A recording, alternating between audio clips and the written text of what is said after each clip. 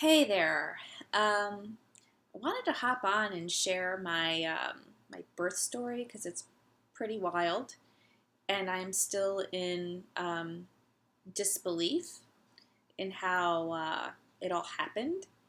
So, those who know Matt and I well know that we live a very unconventional life, and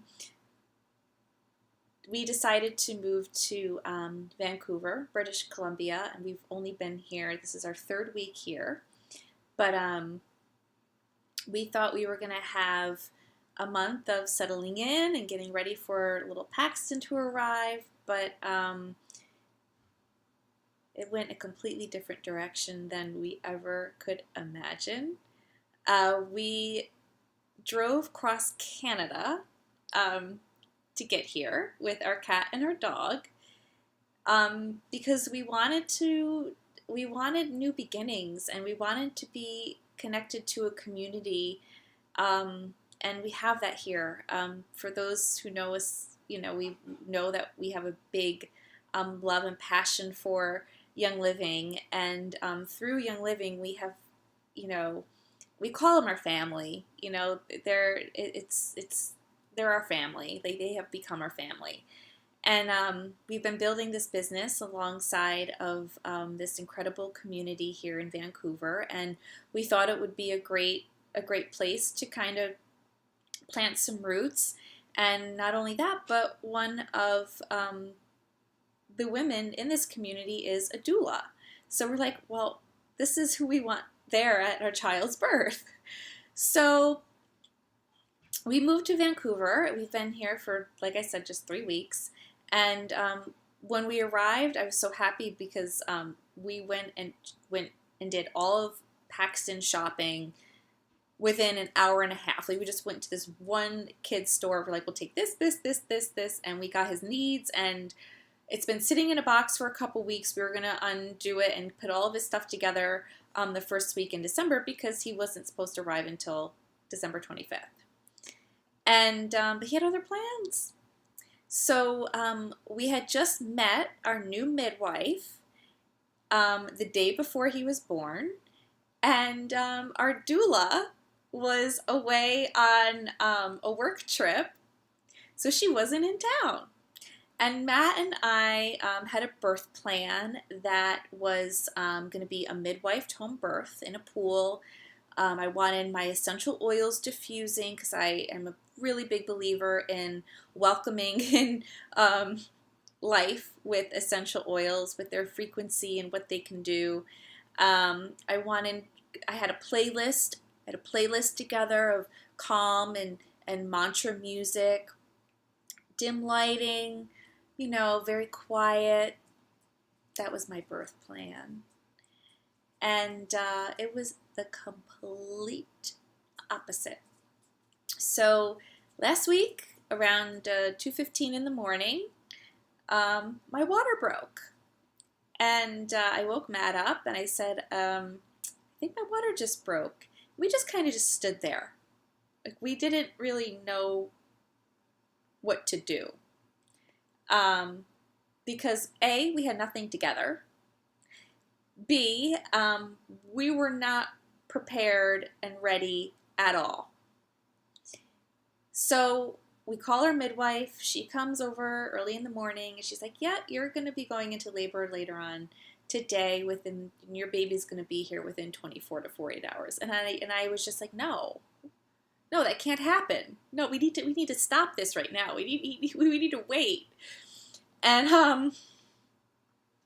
that wasn't the plan. So she had advised that I just took it easy, went for walks, ate good food, started to start to conserve my energy, because active labor is apparently no joke. And very shortly after she left, within a couple hours, I was in active labor. And it was so intense.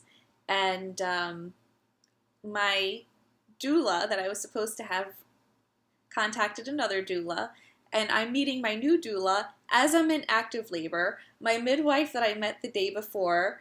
So they're all here, trying to figure out the next step. And my midwife did an exam and said, your baby is breached and we need to get you to the hospital right now. And right then and there, it was like, because that was not my birth plan. And mind you, we had no pool. We had nothing. We had nothing. We had the equipment ready, but we didn't have the pool yet. So it was already so much and such a little period of time that we really had to kind of adjust and adjust quickly. And my contractions were very close together. And my midwife was like, we need to get you to the hospital now, or I need to call a massive team of midwives to come here and help deliver. And I had no idea how I was going to get from the bed to the car and to the hospital. Like, it just seemed like it was just so hard to comprehend that my body could do. So with the help of one of our Young Living family members here, she got us to the hospital. She floored it, and she got us to the hospital, and I'm in the back, and mind you, I did not have a hospital bag packed. I had nothing ready. I was wearing a cotton dress with a sweatshirt and my slippers. That's what I showed up in the hospital with. The only thing that we took with us to the hospital was frankincense and lavender. That's all I cared about. I'm like, just give me my oils, just give me my frankincense and lavender, because this is what we're welcoming our child into the world with. And we get to the hospital, and very shortly when we were in the hospital, the OBGYN comes in. It's like, you need to have a C-section.